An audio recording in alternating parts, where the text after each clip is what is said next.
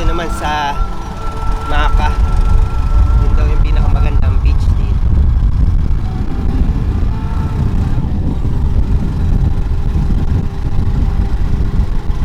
Yan, so nandito tayo ngayon sa may Maka.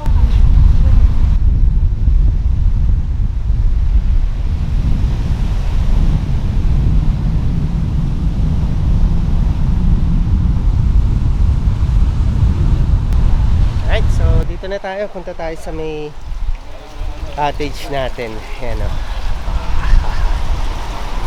Tapos yung internet natin may piso wifi doon sa may tindahan.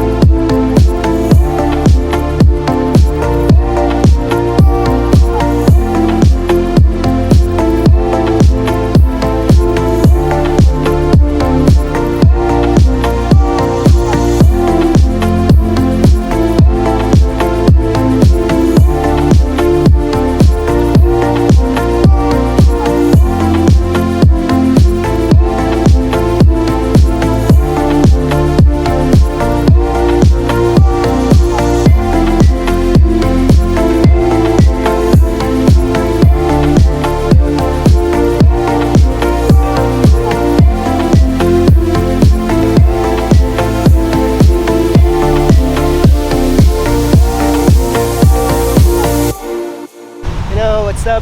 Dito tayo ngayon sa anong baryo ito? Lislian, yan. So mag-snorkeling tayo. Dive tayo dun. Tapos may kukunin yata silang coral, pang aquarium, yan. So sama tayo sa kanila pero sila lang yung sisisid. Hindi tayo magaling sumisid. Yan. Ano lang tayo, nood-nood lang sa ibabaw. Yan sila.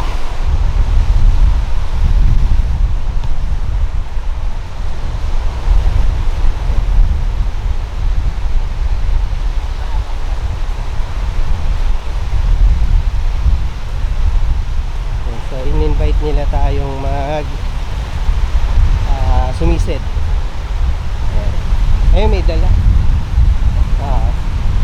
Hindi, pang kawit to. Eto sila. Si Rodney. Kasama natin si Matt. Tapos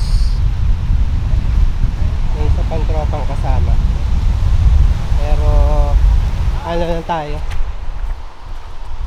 maiki lang tayo. So sila yung kasama natin nag-dive dun. Medyo malayo-layo. Bail out agad ako. Kinabahan ako. Layo. Malayo din. Oh. Lalo kung puluntad na yan. Kinabahan ako, bumalik agad ako. Ay, baka mamaya palikatin ako. Malaking problema. Pero ang layo, saka ang ganda nung ano, ilalim, puro talagang talagang coral reef na buhay na buhay. Malapit na Yung alam mo yun, parang may ecosystem talaga dun sa spot na pinuntahan namin.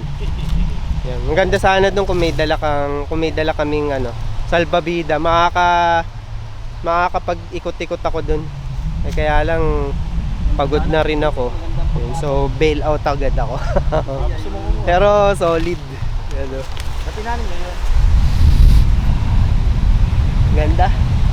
Iba talaga yung ano, iba talaga yung dagat dito sa Pulilio. Ang ganda, solid. So pack up na kami, balik na kami doon sa resort.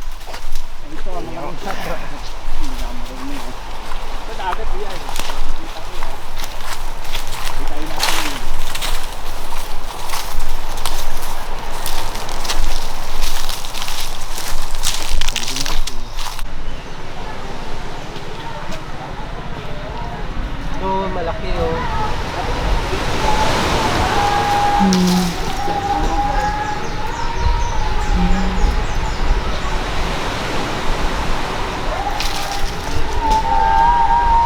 Rick, meron pa malalaki.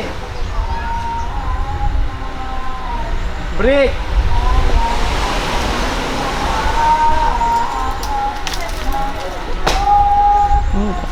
Ayun na lang, one.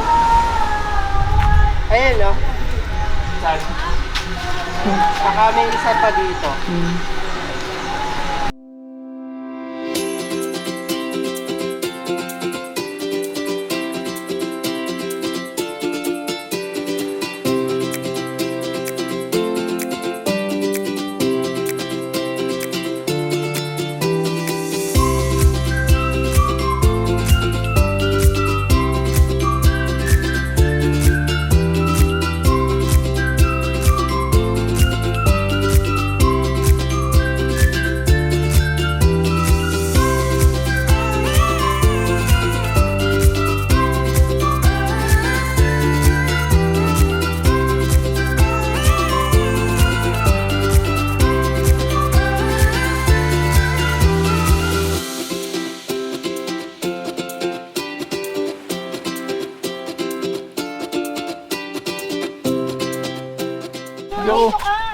Ha?